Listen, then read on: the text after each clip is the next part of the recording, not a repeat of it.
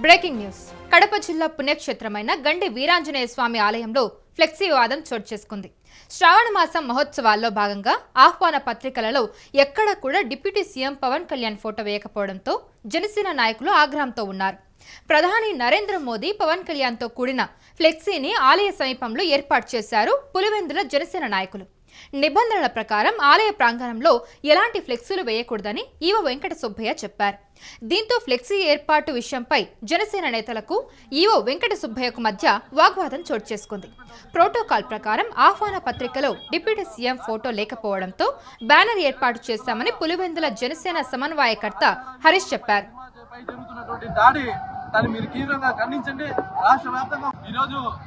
శ్రావణ శనివారంలో మొదటి శనివారం రోజు అతి పవిత్రమైనటువంటి గండి వీరాంజనేయ క్షేత్రంలో మేము పవన్ కళ్యాణ్ గారి యొక్క బ్యానర్ వేయడం, జనసైనికులు బ్యానర్ వేయడం జరిగింది.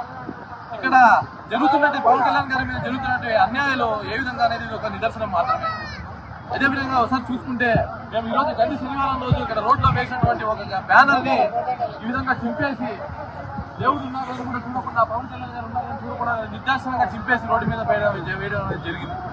ఇదే విధంగా ఈరోజు చూసుకున్నట్టయితే మన హరిహర వీరమల్లు సినిమా సనాతన ధర్మం గురించి ఎంతో అతీతంగా హిందువుల గురించి ఎంతో మన హిందువుల కీర్తి ప్రతిష్టల గురించి, భారతదేశ చరిత్ర గురించి తెలిపినటువంటి సినిమాని ఈ రోజు మనం తొమ్మిదివేలనే ప్రయత్నం జరుగుతూ ఉంది. రాష్ట్ర వ్యాప్తంగా ఒకటే చెప్తున్నాను, జన సైనికులారా మీరంతా ఏకం కావాలి.